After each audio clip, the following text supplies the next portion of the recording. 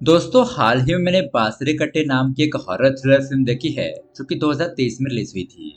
इस फिल्म को डायरेक्ट किया है वैभव गोवड़ा जी ने और ये एक बहुत ही कमाल की डरावनी कहानी है जिसमें गांव में एक ऐसा शैतानी बच्चा जन्म लेता है जिसके जीवित रहते बहुत बड़ी तबाही मच सकती थी। इसलिए उस गांव का तांत्रिक उस बच्चे को मारने का आदेश दे देता है और बहुत सालों बाद एक ब्रिज का काम करते वक्त कुछ लोगों को उस बच्चे का कंकाल मिलता है और उसी दिन से गांव में अजीबोगरीब घटनाएं शुरू हो जाती है।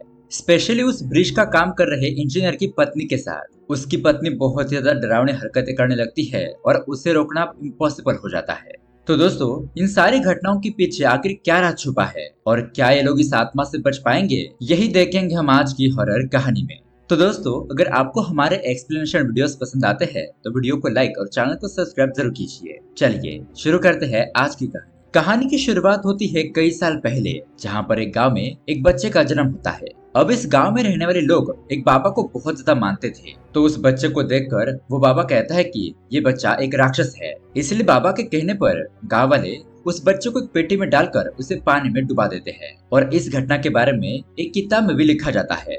फिर एक आदमी को हम उस किताब को पढ़ते हुए भी देखते हैं और ये सीन यहीं पर कट हो जाता है। खैर अब उसके अगले सीन में हम देखते हैं विजय नाम के एक इंजीनियर को, जिसका हाल ही में इस गांव में ट्रांसफर हुआ है और असल में इस गांव में बहुत बड़े ब्रिज का डैमेज हुआ था। उसी की मरम्मत करने के लिए, उसी को बनाने के लिए विजय यहाँ पर आया होता है।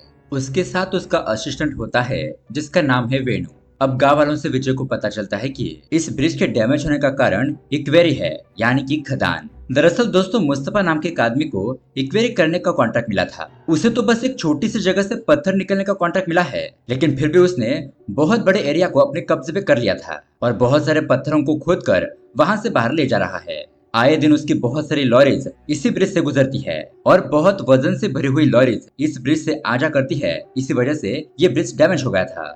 उसके बाद विजय उस ब्रिज की जांच पड़ताल करता है और उसके डैमेज के बारे में अपने सीनियर ऑफिसर को कॉल करके बता देता है। उसके बाद विजय की वाइफ नित्या उसे कॉल करती है। विजय कहता है कि मैं यहाँ पर सेटल हो चुका हूँ, चाहो तो तुम छोटू को लेकर यहाँ पर आ सकती हो। अब उसके अगले ही दिन नित्या और उसका बेटा अरुण वहाँ पर पहुंच जाते हैं। अब उन्हें देखकर वेणु कहता है कि सर क्या ये आपका बेटा है? विजय कहता है कि नहीं, ये मेरा बेटा नहीं है। असल में अरुण नित्या की दीदी का बेटा है। उसके पेरेंट्स एक एक्सीडेंट में मारे गए थे और तब से अरुण उन्हीं के साथ रह रहा है और ये दोनों भी उसे ही अपना बेटा मानकर हंसी खुशी उसके साथ रह रहे हैं। वेणु कहता है कि सॉरी सर, गलती हो गई। अब घर के अंदर आने के बाद अरुण रिमोट कार से खेलने लगता है। वेणु उसे आवाज लगाता है, उससे बातचीत करने की कोशिश करता है, लेकिन नित्या कहती है कि वो बोल नहीं सकता। तो इस बात पर वेणु फिर से माफी मांगता है। अब नित्या इस घर में घूमने लगती है। ये घर बहुत ज्यादा बड़ा होता है और उसे ये घर बहुत ज्यादा पसंद भी आता है। यहाँ विजय और वेणु मिलकर सारा सामान निकाल कर उसे मस्त तरीके से अरेंज कर देते हैं।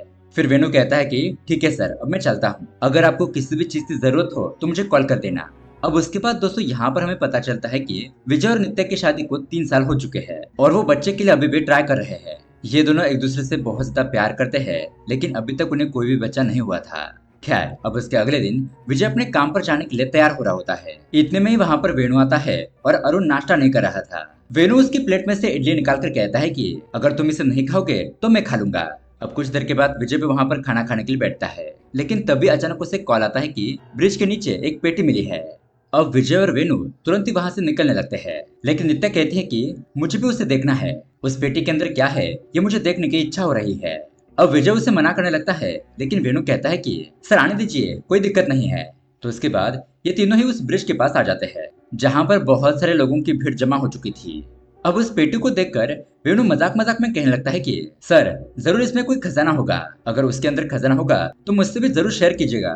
इस तरह से मजाक करने लगता है। फिर जब विजय अपने आदमियों को उस पेटी को खोलने के लिए कहता है, तो जब उस पेटी को खोला जाता है सभी लोग उसके अंदर देखकर शॉक हो जाते हैं, क्योंकि उसके अंदर एक बच्चे का स्केलेटन होता है और वो भी ऐसा कि उसका सर बहुत बड़ा था और उसका शरीर बहुत छोटा। इतने में वहां पर पुलिस आती है और इंस्पेक्टर पूछता है कि ये पेटी आपको कहाँ मिली? विजय कहता है कि सर यहाँ पर ब्रिज का काम चल रहा है और इसी में हमें ये पेटी मिली है। अब यहाँ से इंस्पेक्टर उस पेटी को स्टेशन लेकर चला जाता है। अब ये सब कुछ देखने के बाद गांव का एक लड़का गांव के एक दूसरे आदमी से मिलने के लिए चला जाता है और ये वही आदमी है दोस्तों जिसे हमने मूवी के स्टार्ट में बुक पढ़ते हुए देखा था। इसका नाम होता है चन्ना। लड़का उसे बताता है कि हमें जिस बात का शक था वो सच निकला। चन्ना फिर वो अपनी बुक निकाल कर उसे पढ़ने लगता है। यहाँ दूसरी तरफ हम देखते हैं कि नित्या को घर में अजीबोगरीब आवाजें आने लगती है। वो जब पीछे मुड़कर देखती है उसे ऐसा लगता है कि उसके पीछे कोई है, लेकिन जब वो पीछे मुड़कर देखती है तो वहाँ पर कोई नहीं था। अब बाहर से कुछ आवाज आते हुए सुनकर वो बाहर आती है और तभी वहाँ पर उसे एक बुजुर्ग महिला दिखाई देती है। नित्या जब अचानक पीछे मुड़कर फिर से उस तरफ देखती है तो वो औरत तो वहाँ से गायब हो चुकी थी। मतलब पता नहीं वो इतनी जल्दी कहाँ गई। वहाँ पर वो छोटा बच्चा अरुण झूले पर झूल रहा होता है तो नित्या उसे लेकर घर के अंदर चली जाती है। अब उसके थोड़ी देर बाद जब विजय घर पर आता है तो नित्या ने उसके लिए कैंडल लाइट डिनर अरेंज किया था। ये सब कुछ देखकर विजय उसे प्यार से कहता है कि मुझे ना हमारी फर्स्ट एनिवर्सरी की याद आ रही है। और तभी अचानक वो बुजुर्ग महिला फिर से उनके सामने आती है। अब उस महिला को देखकर नित्या तो पूरी तरीके से घबरा जाती है। लेकिन दोस्तों यहाँ पर हमें पता चलता है कि इस औरत को विजय ने यहाँ पर बुलाया था नित्या के घर काम में मदद करने के लिए। अब इस महिला का नाम होता है शांतम्मा। नित्या उससे पूछती है कि मैंने आपको सुबह देखा था, लेकिन आप अचानक कहाँ पर गायब हो गई। शांतम्मा बताती है कि मैं तो यहाँ पर सर से मिलने के लिए आई थी, लेकिन जब मुझे पता चला कि सर घर पर नहीं है तो फिर मैं यहाँ से लौट गई। अब विजय उसे कहता है कि देखिए आप कल से यहाँ पर काम पर आ जाइए। लेकिन दोस्तों हम यहाँ पर ये बात नोटिस करते हैं कि जब शांतम्मा वहां से जा रही होती है तो वो नित्या को अजीब तरीके से घूरने लगती है। अब नित्या तो टेंशन में आ जाती है कि ये महिला मुझे ऐसे क्यों घूर रही है। खैर अब उसके बाद रात में ये सभी लोग सो जाते हैं, लेकिन अचानक से नित्या की नींद खुल जाती है। उसे बड़ी प्यास लगती है, इसीलिए वो किचन में जाकर फ्रिज से पानी निकालकर पी रही होती है और इतने में ही वो देखती है कि बाहर धुआं ही धुआं है।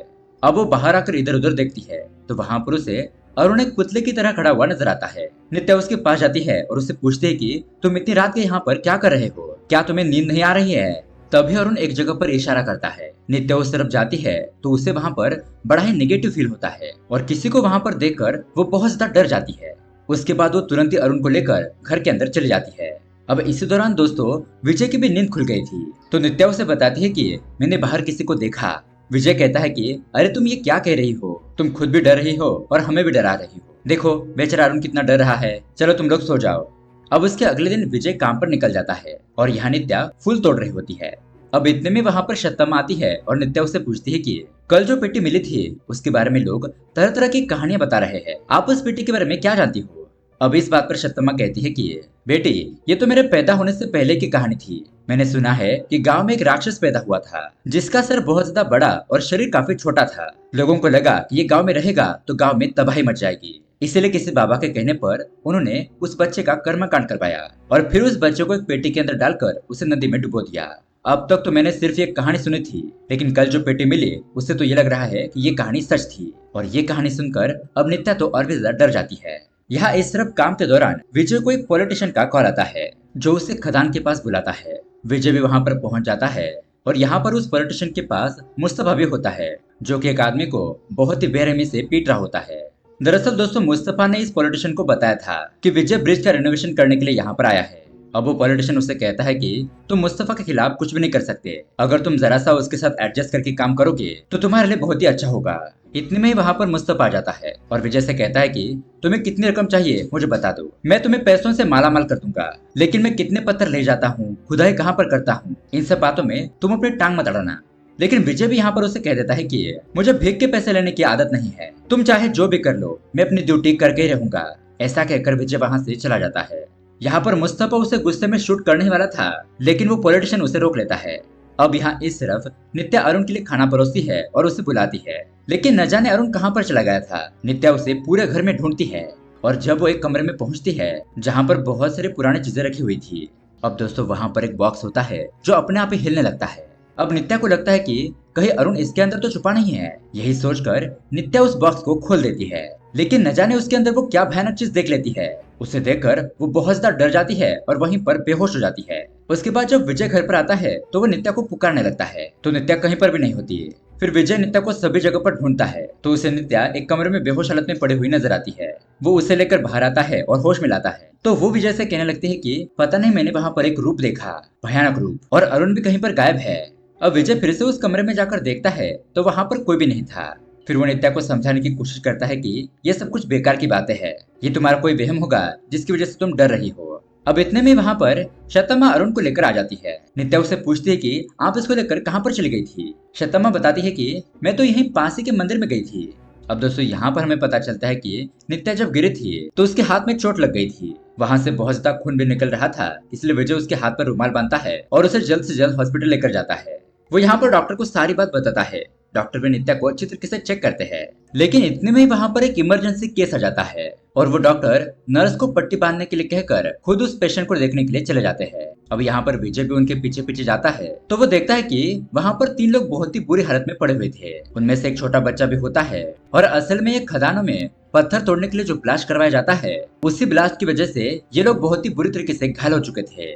अब चन्ना भी यहाँ पर आता है, जो कि एक सोशल एक्टिविस्ट होता है।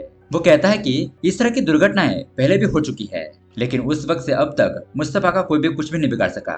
जब उस खदान में काम होना बंद होगा तब ये सिलसिला रुकेगा और यहाँ के लोग बच पाएंगे, वरना इसी तरह से लोग मरते रहेंगे। फिर वो विजय से पूछता है कि क्या तुम ही वो नए इंजीनियर हो? विजय कहता है कि हाँ, मैं ही हूँ। उसके बाद उन दोनों की कुछ बातें चलती है और आगे डॉक्टर उसको ये बताता है कि नित्या प्रेग्नेंट हो गई है। इसलिए विजय नित्या और अरुण को एक मंदिर लेकर आता है, लेकिन यहाँ पर नित्या कहती है कि उस ब्लास्ट में वो बेचारा छोटा बच्चा फंस गया। विजय कहता है कि देखो, मैं इस बारे में अपनी सीनियर से बात कर रहा हूँ, क्योंकि अगर इसी तरह से चलता रहा तो पता नहीं कितने बच्चे मरेंगे। यहाँ पर नित्या डरती भी है कि कहीं उसके पति को कुछ न हो जाए। विजय उसे कहता है कि देखो, मैं सब कुछ मैनेज कर लूंगा, तुम ज्यादा टेंशन मत लो। अब इससे पहले कि विजय अपने सीनियर से बात करता, उस पॉलिटिशियन को पता चल जाता है कि विजय मुस्तफा के खिलाफ कुछ करने वाला है। तो वो पॉलिटिशियन मुस्तफा को जाकर ये बात बता देता है कि तुम्हारे खिलाफ ऐसा ऐसा होने वाला है। मुस्तफा भी कहता है कि इस इंजीनियर को अच्छे से ठिकाने लगाना होगा, वरना ये तो हमारे नाक में दम कर देगा, हमारा सारा धंधा चौपट कर देगा। अब यहाँ इस तरफ नित्या अपने एक और कजन को कॉल करके अपने प्रेगनेंसी के बारे में बताती है और कहती है कि यार, मुझे बहुत ज्यादा डर लग रहा है। उसकी कजन कहती है कि पिछली बार बच्चा गिर गया था, अब इसके बारे में तुम कुछ भी मत सोचो, इस बार सब कुछ अच्छा ही होगा। अब यहाँ पर नित्या को फिर से वो वक्त याद आता है जब वो पहली बार प्रेग्नेंट हुई थी, लेकिन उसका अबॉर्शन हो गया था। वो कहती है कि बस भगवान, बस इस बार इस बच्चे को बचा लेना।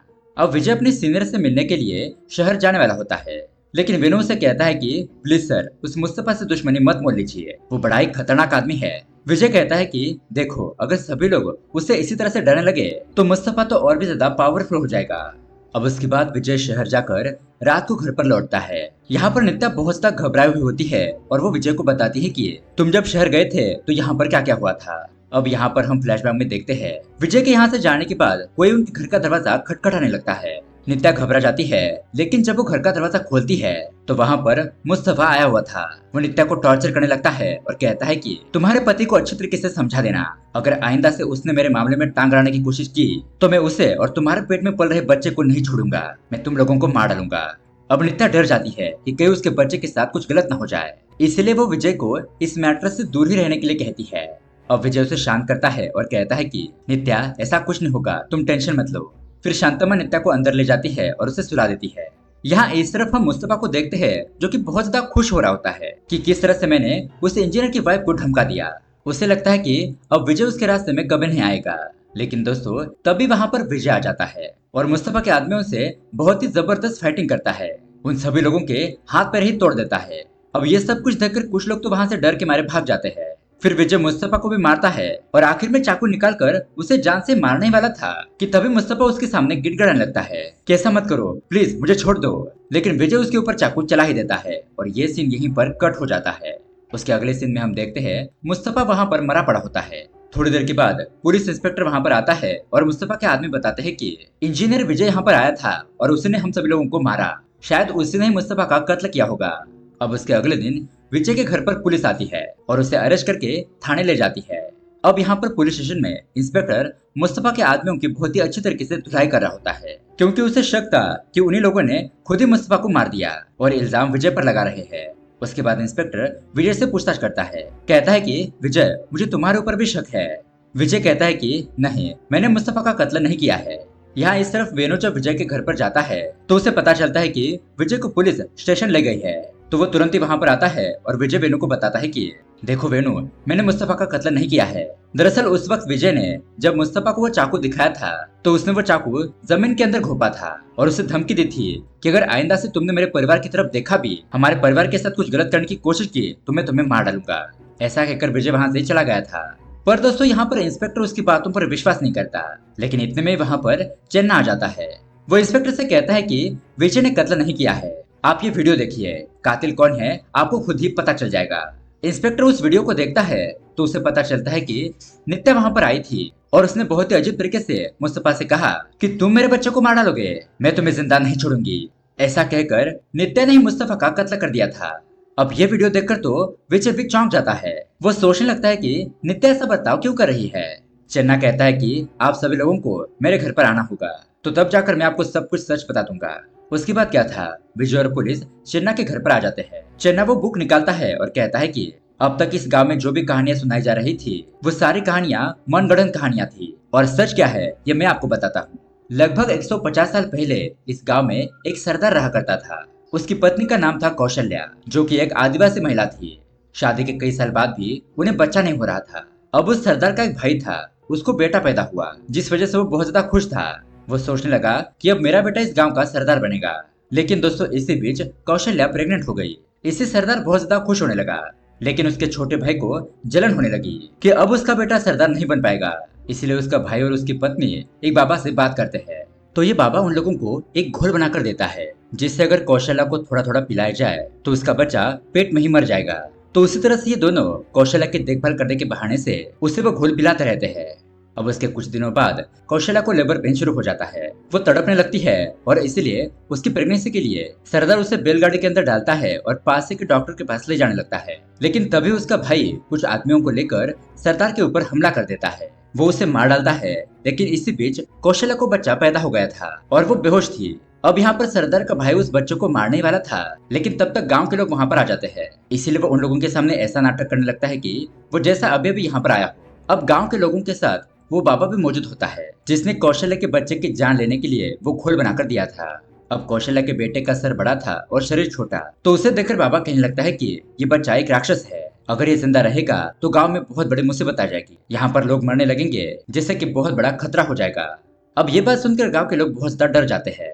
अब सरदार का भाई और बाबा मिले हुए थे। बाबा कहने लगता है कि कौशल्या के बच्चों को एक पेटी के अंदर बंद कर दो और उस पेटी को नदी के अंदर फेंक दो, इससे गांव पर आई मुसीबत टल जाएगी। अब तभी वहां पर कौशल्या भी मर जाती है। तो यहाँ पर बाबा को लगता है कि कौशल्या दूसरा जन्म लेकर बदला लेने के लिए आ सकती है। इसलिए वो कौशल्या के मरने के बाद उसकी आत्मा को भी उस बच्चे के साथ पेटी में बंद कर देता है और फिर उस पेटी को नदी में डुबोया जाता है। अब दोस्तों प्रेजेंट डे पर जब उस पेटी को विजय ने निकाला था और उसे खोलने के बाद ही नित्या के अंदर कुछ बदलाव आ गए थे। चिन्ना कहता है कि मुझे लगता है कि बंद पेटी के अंदर जो कौशल्या की आत्मा थी वो अब आजाद हो चुकी है और शायद उस आत्मा ने नित्या के शरीर पर कब्जा कर लिया है। अब उसकी बातें सच लग रही थी। इंस्पेक्टर विजय से कहता है कि मुस्तफा का केस मैं हैंडल कर लूंगा, तुम पहले जाकर अपनी पत्नी को देखो। विजय भी घर पर जाता है तो नित्या उससे पूछती है कि क्या हुआ, पुलिस तुम्हें क्यों लेकर गई थी। विजय कहता है कि अरे वो कुछ नहीं, मुस्तफा का कत्ल हो गया है और उन्हें लगा कि मैंने उसे मारा है, इसलिए वो मुझे लेकर गई थी। अब उन्हें पता चल गया है कि मैंने मुस्तफा का कत्ल नहीं किया है। अब उसके अगले सीन में विजय सो रहा होता है, लेकिन तभी अचानक उसे कमरे में आवाज आती है। ये वही कमरा होता है जिसे नित्या ने एक दिन किसी का रूप देखा था और वहाँ पर वो बेहोश हो गई थी। विजय उस जगह पर जाता है और अपने फोन का टॉर्च ऑन करता है। तभी अचानक नित्या उसके सामने आकर उसका गला घोटने लगती है। ये देखकर विजय डर जाता है, वो तो शॉक ही रह जाता है। लेकिन दोस्तों उसके अगले ही पल हमें पता चलता है कि ये तो बस उसका एक सपना था। वो घबराकर दूसरे कमरे में देखने के लिए जाता है तो नित्या वहाँ पर सो रही थी। फिर वो उसकी केयरिंग करते हुए उसके ऊपर चादर ओढ़ देता है। अब नित्या पहले जैसे नॉर्मल नहीं थी, ये सोचकर विजय बहुत ज्यादा टेंशन ले रहा होता है। उसकी ये परेशानी देखकर वेणु उसे कहता है कि सर मैं एक झाड़ फूक करने वाले को जानता हूँ, शायद वो इस आत्मा को यहाँ से भगा दे। अब विजय भी कुछ नहीं कर सकता था। वो सोचता है कि चलो ये भी करके देख लेते हैं। फिर वेणु उस आदमी को लेकर आता है और वो बाबा यहाँ पर नीम की पत्तियों का गुच्छा बनाकर नित्या को उसे बहुत ज्यादा मारने लगता है। अब ये सब कुछ विजय को देखा नहीं जाता, इसलिए विजय गुस्से में आकर उस बाबा को पकड़ पकड़ कर मारता है और उसे अपने घर से निकाल देता है। वो सोचता है कि ये सब कुछ ढोंगीपन है। अब उसके बाद नित्या दिन पर दिन बीमार होती जा रही थी। ये उसका प्रेगनेंसी का वक्त था और इस समय उसकी ऐसी स्थिति होना ये दुख की बात थी। अब चेन्ना वहां पर आकर विजय से कहता है कि देखो विजय, मैं एक प्रोफेसर को जानता हूँ जो कि आत्माओं के बारे में स्टडी करते हैं, शायद वो तुम्हारी कोई मदद कर दे। ऐसा कहकर वो विजय को उस प्रोफेसर के पास लेकर जाता है। लेकिन यहाँ पर प्रोफेसर का असिस्टेंट कहता है कि देखिए अब वो किसी से नहीं मिलते। विजय उसे बहुत ज्यादा रिक्वेस्ट करने लगता है कि प्लीज मेरी बात मान लो, हमारी मदद कर दो, ये बहुत ही सीरियस मामला है। असिस्टेंट उन्हें प्रोफेसर के पास लेकर जाता है, लेकिन यहाँ पर प्रोफेसर उन्हें कहता है कि अब मैं कोई भी केस नहीं लेता, तुम लोग जा सकते हो। ये सुनकर विजय गुस्से में आता है और कहता है कि एक बात बताइए, अगर ये घटना आपकी बेटी के साथ हुई होती है, क्या आप उसकी भी मदद नहीं करते? अब वहां से बाहर आने के बाद असिस्टेंट कहता है कि प्रोफेसर की वाइफ और बेटी एक एक्सीडेंट में गुजर गई और तब से वो कोई भी केस नहीं लेते, घर पर ऐसे ही पड़े रहते हैं। अब विजय जब घर पर आता है तो नित्या शांतम्मा का गला घोटकर उन्हें मारने की कोशिश कर रही होती है। अब यहाँ पर विजय और वेणु नित्या को कंट्रोल करते हैं और किसी तरह से शांतम्मा की जान बचा लेते हैं। विजय शांतम्मा से पूछता है कि यहाँ पर क्या हुआ था। शांतम्मा बताती है कि मैंने दूध में केसर मिलाकर नित्या को दिया ताकि उसकी और बच्चे की सेहत अच्छी बनेगी, लेकिन वो तो उल्टा मेरा ही गला दबाने लगी। कहने लगी कि तुम मुझे जहर पिलाकर मुझे और मेरे बच्चे को मारना चाहती हो। अब नित्या के ऐसे बर्ताव से विजय शांतम्मा से माफी मांगता है और कहता है कि प्लीज आप यहाँ से अपने घर पर जाइए। अब यहाँ पर वेणु पूछता है कि उस प्रोफेसर से मिले, क्या हुआ? विजय कहता है कि मैं मिला तो था, लेकिन उन्होंने मदद करने से मना कर दिया। अब वो कोई भी केस नहीं लेते। लेकिन दोस्तों उसके अगले दिन वेणु विजय को जगाकर कहता है कि देखिए प्रोफेसर जी आए हैं। दरअसल विजय ने जो कहा था कि अगर आपकी बेटी के साथ ऐसा कुछ हुआ होता तो क्या आप चुप रहते, यही बात प्रोफेसर के दिल को लग गई और इसी वजह से वो उनकी मदद करने के लिए यहाँ पर आ गया। अब उसके बाद प्रोफेसर अकेला ही नित्या के कमरे में जाता है। वो उसके ऊपर हमला करने लगती है, लेकिन प्रोफेसर ज्यादा कुछ रिएक्ट नहीं करता। वो नित्या को ध्यान से देखता है और फिर बताता है कि 2-3 दिन में मैं उसे ठीक कर सकता हूँ। अब उसके अगले दिन नित्या अपने कमरे में नहीं होती है। वो लोग उसे ढूंढने लगते हैं तो वो कहीं पर जा रही होती है। उन्हें लगता है कि इसके अंदर भूत आ गया है। यहाँ पर वो छेना और विजय के ऊपर हमला भी करने लगती है, लेकिन ये दोनों मिलकर किसी तरह से उसे बेहोश करके घर पर लेकर आते हैं। अब जब उसे होश आता है तो उसे पता चलता है कि उसे चैन से बांध कर रखा गया है। अब उसके बाद वहां पर प्रोफेसर आता है और उसने कुछ अजीब तरह की वॉल्यूम्स की आवाज निकालने की मशीन लगाई हुई होती है। अब प्रोफेसर कहता है कि सुनो कौशल्या, ये तुम्हारा शरीर नहीं है, तुम इसे छोड़कर चली जाओ। पर वो आत्मा जिद करने लगती है कि मैं यहाँ से नहीं जाऊंगी, मुझे इस बच्चे को देखना है। अब प्रोफेसर उस मशीन को ऑन करता है जिसमें से बहुत ही हाई वॉल्यूम की आवाजें आने लगती है जो उस आत्मा को बर्दाश्त नहीं होती। अब नित्या को जिन चैनों से बांधा गया था वो उसे उखाड़ कर फेंक देती है। इतना ही नहीं, वो उन सभी लोगों के ऊपर हमला भी करती है, लेकिन प्रोफेसर के कहने पर विजय वॉल्यूम को और भी ज्यादा बढ़ा देता है। इससे एकदम से नित्या आउट ऑफ कंट्रोल हो जाती है और एक पॉइंट पर आकर कौशल्या की आत्मा उस आवाज को बर्दाश्त नहीं कर पाती और नित्या का शरीर छोड़कर उसे जाना ही पड़ता है। इस तरह से नित्या फाइनली नॉर्मल हो जाती है और आराम से सो जाती है। फिर प्रोफेसर विजय से कहता है कि अब कोई भी तकलीफ नहीं होगी। विजय यहाँ पर भूत भगाने के लिए प्रोफेसर का बहुत बहुत शुक्रिया अदा करता है कि आपकी वजह से वो भूत नित्या के शरीर से चला गया। लेकिन दोस्तों यहाँ पर आता है बहुत बड़ा ट्विस्ट। प्रोफेसर कहता है कि आपकी पत्नी नित्या के शरीर में कोई भी आत्मा थी ही नहीं। अब विजय और ये लोग ये बात जानकर शॉक हो जाते हैं। कहते हैं कि प्रोफेसर आप ये कैसी बातें कर रहे हो, अभी अभी तो हमने देखा कि वो आत्मा यहाँ से चली गई। लेकिन दोस्तों प्रोफेसर यहाँ पर सच रिवील करता है कि जब नित्या ने उस पेटी के अंदर स्केलेटन देखा तब उसमें वो बहुत ज्यादा दिलचस्पी लेने लगी। हमें सिर्फ इतना ही दिखाया गया था कि वो उस स्केलेटन के बारे में शांतम्मा से पूछताछ कर रही थी, लेकिन असल में उसने उस स्केलेटन के बारे में छेना से भी पूछा था और छेना ने उसे सारी बातें एक्सप्लेन की थी। और उसके बाद ही नित्या कौशल्य की कहानी जान चुकी थी। उसके बाद वो ऐसा मानने लगी कि वो खुद ही कौशल्या है। वो खुद को कौशल्य की तरह इमेजिन करने लगी। नित्या प्रेजेंट टाइम पर कौशल्या के दर्द को महसूस करने लगी कि किस तरह से उसके साथ बर्ताव किया गया था, किस तरह से उसे मारा गया था, उसके बच्चे को नदी में फेंक दिया गया था। और दोस्तों इसे एक तरह का मल्टीपल पर्सनैलिटी डिसऑर्डर भी कहते हैं। उसके बाद प्रोफेसर कहता है कि मुझे ये बात नित्या को समझाना बहुत ज्यादा मुश्किल था, इसलिए मैंने उसे विश्वास दिलाने के लिए ये भूत भगाने का नाटक किया। और इस तरह से अब यहाँ पर सारी बातें क्रिस्टल क्लियर की तरह साफ हो जाती है। अब विजय भी प्रोफेसर को थैंक यू कहता है और अलविदा करता है और इसी के साथ ये कहानी यहीं पर एंड हो जाती है। तो दोस्तों ये कहानी आपको कैसी लगी हमें कमेंट करके जरूर बताइएगा। साथ ही ऐसे ही अमेजिंग मूवी देखने के लिए हमारे चैनल को सब्सक्राइब जरूर कीजिए। मिलते हैं अगली वीडियो में। Thanks for watching.